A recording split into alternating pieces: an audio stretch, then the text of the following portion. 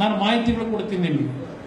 ಇವತ್ತು ನಾವೇನು ಕೆಲಸ ಮಾಡಿದ್ದೇವೆ, ಬಿಜೆಪಿಯವರು ಯಾವ ರೀತಿ ಲೂಟಿ ಮಾಡಿದ್ದಾರೆ, ಕಾಂಗ್ರೆಸ್ನವರು ಯಾವ ರೀತಿ ಲೂಟಿ ಮಾಡಿದ್ದಾರೆ ಅಭಿವೃದ್ಧಿ ಹೆಸರಿನಲ್ಲಿ ಎಲ್ಲ ಮಾಹಿತಿ ಕೊಡ್ತೀನಿ ನಿಮಗೆ.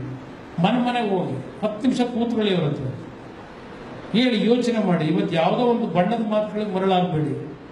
ಇವತ್ತು ನರೇಂದ್ರ ಮೋದಿ ಅಲ್ಲೆಲ್ಲೋ ಇರ್ತಾರೆ, ಚುನಾವಣೆಯಲ್ಲಿ ಮತ ಹಾಕಿಸ್ಕೊಳ್ಳಿಕ್ಕೆ ಬರ್ತಾರೆ ಅಷ್ಟೇ. ಮತ ಹಾಕಿದ್ಮೇಲೆ ನರೇಂದ್ರ ಮೋದಿ ಬೆಂಗಳೂರಲ್ಲಿ ನೋಡ್ತಾರೆ. ಇವತ್ತು ಮಹದಾಯಿ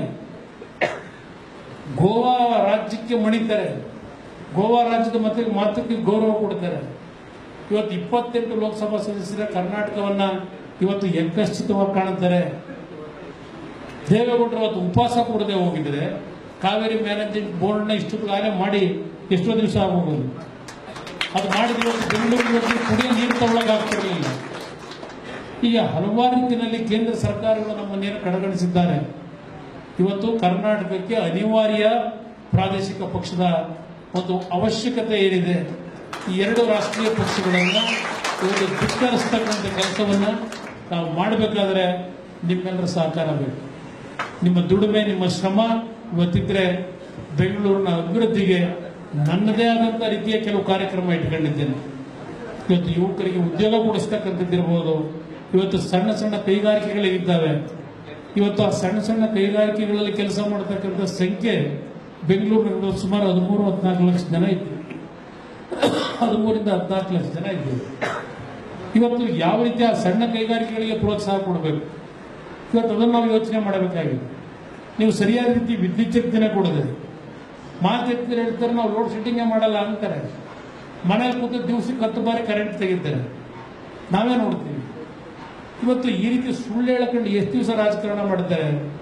ಇವತ್ತು ಕರ್ನಾಟಕ ರಾಜ್ಯದಲ್ಲಿ ಮನಸ್ಸು ಮಾಡಿದರೆ ಇಷ್ಟೊತ್ತಿಗೆ ನಾವು ವಿದ್ಯುತ್ ಶಕ್ತಿಯ ಉತ್ಪಾದನೆಯಲ್ಲಿ ಸರ್ಪ್ಲಸ್ ಹೋಗಬೇಕಾಗಿತ್ತು. ಆದರೆ ಈ 2 ರಾಷ್ಟ್ರೀಯ ಪಕ್ಷಗಳಿಗೆ ಇವತ್ತು ವಿದ್ಯುತ್ ಶಕ್ತಿ ಉತ್ಪಾದನೆ ಮಾಡೋದಕ್ಕಿಂತ ಹೆಚ್ಚಾಗಿ ಖರೀದಿ ಮಾಡೋದ್ರಲ್ಲಿ ಇವರಿಗೆ ಹೆಚ್ಚಿನ ಆಸಕ್ತಿ ಇದೆ. ಆ ಖರೀದಿ ಮಾಡೋದ್ರಿಂದ ಇವತ್ತು ಬೆಂಗಳೂರು ಕರ್ನಾಟಕ ರಾಜ್ಯದ ಖಜಾನೆನ ಲೂಟಿ ಮಾಡಬಹುದು ಅಂತ ಹೇಳಿ ನಾನು ವಿಧಾನಸಭೆಯ ಕಲಾಪದಲ್ಲಿ ಹಲವಾರು ವಿಷಯಗಳನ್ನ ಇಟ್ಟು ಒಂದು ಸದನದ ಸಮಿತಿಯನ್ನ ರಚನೆ ಮಾಡಿಸಿದ್ರೆ, ಸದನದ ಸಮಿತಿನಲ್ಲಿ ವಿದ್ಯುತ್ ಶಕ್ತಿ ಸಚಿವರೇ ಇವತ್ತು ಅಧ್ಯಕ್ಷರಾಗ್ತಾರೆ. ಕೆಲವು ಮಾಹಿತಿ ಇಡಿ ಅಂದ್ರೆ ಮಾಹಿತಿ ಇಡಲ್ಲ ಅಂತಾರೆ. ಅದಕ್ಕೆ ಹೇಳಿದೆ ಈ 2 ರಾಷ್ಟ್ರೀಯ ಪಕ್ಷಗಳು ಒಂದೇ ನಾಣ್ಯದ 2 ಮುಖಗಳು ಅಂತ ಹೇಳಿ.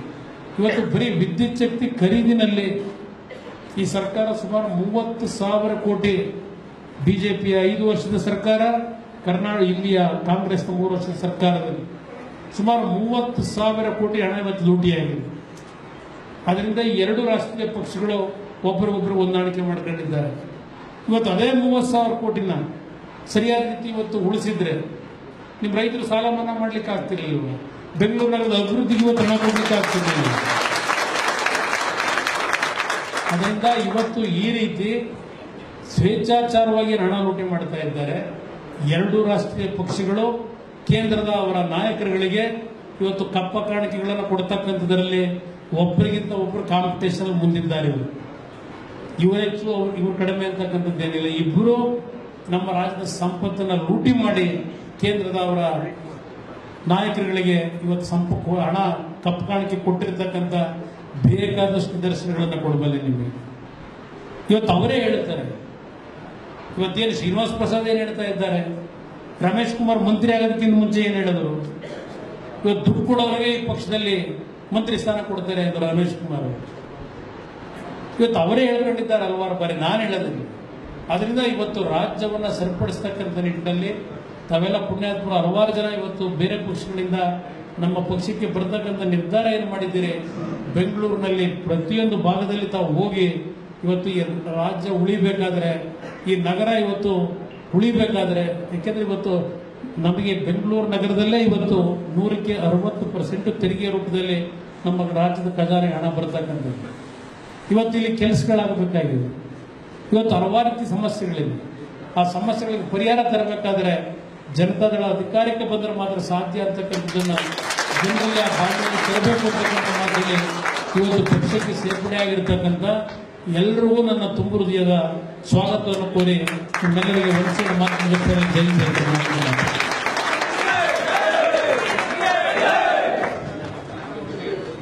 ಇಲ್ಲಿಗೆ ನಮ್ಮ ಸೇರ್ಪಡೆ ಕಾರ್ಯಕ್ರಮದ